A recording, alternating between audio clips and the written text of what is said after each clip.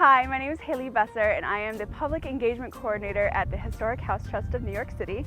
And today we are here at the Van Cortlandt House Museum and we're going to be talking to the Executive Director, Laura Carpenter, and she's going to give us a tour of all the wonderful Dutch things inside the house.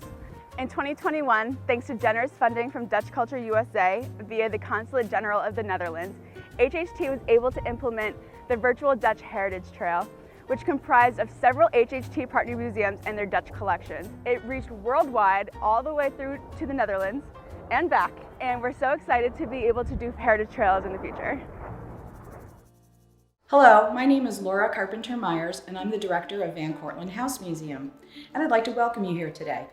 A little bit of the background about Van Cortlandt House is the surname clearly is of Dutch ancestry, but by the time the Van Cortlandts were building the house that I'm standing in today, if you look over my shoulder, you'll see that this is not a very Dutch-looking house.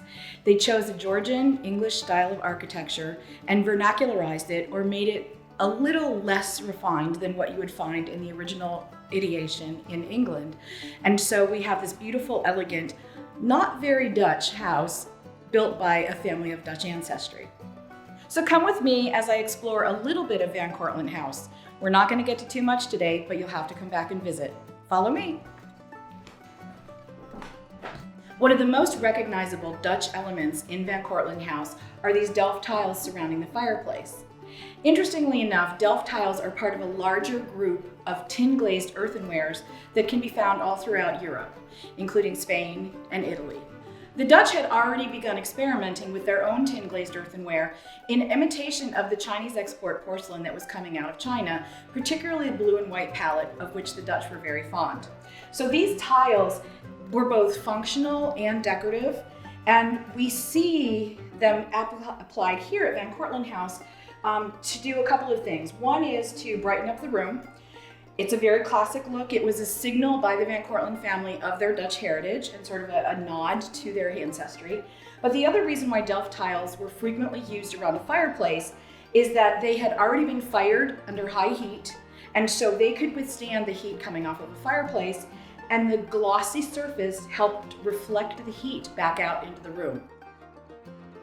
The other nod to their Dutchness was the incorporation of these paint colors that are really classic New York, both New York City, New York State. They are part of the New York City seal. They are the colors of the Mets, the Knicks, the Syracuse Orangemen.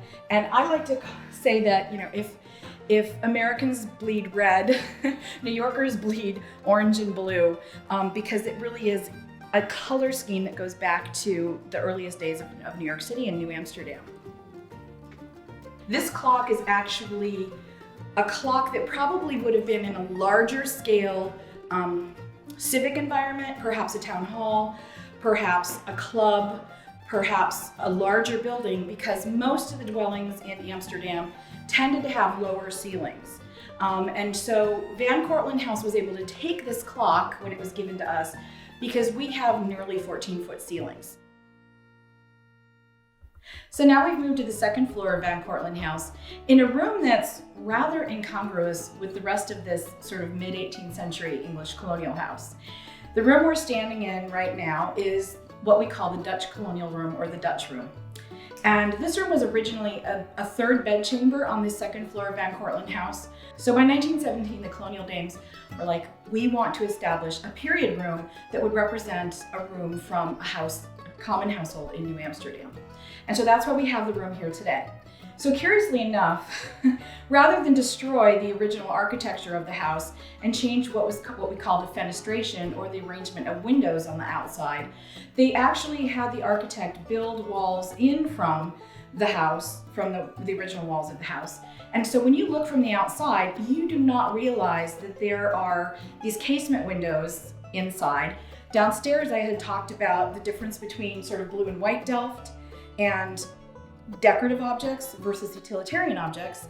And so here on the table, we have a couple of utilitarian objects. One is this very simple, elegant, lobed fruit bowl, and it has no decoration whatsoever. And even though it doesn't have any decoration, it's still considered or classified as Delft because it was made in Holland and it is a tin glazed earthenware. Next to it, we have what's called a standing salt. And the purpose of this was to both contain salt for the whole table in the center depression, and then these sort of snail shells, you would, and I'm not gonna set the plate down, but I'm gonna do my best little demo. It was also, those snails could hold a serving plate that could be hot and keep it off of your table. Most New Amsterdam dwellings were sort of almost one room. And so if you didn't want to have everybody who was visiting or have to look at your bed the whole day, you would close the door. It's like the original Murphy bed, I guess is the best description. And this is a studio apartment. Here's Van Cortlandt House Dutchness in a nutshell. Thanks for visiting.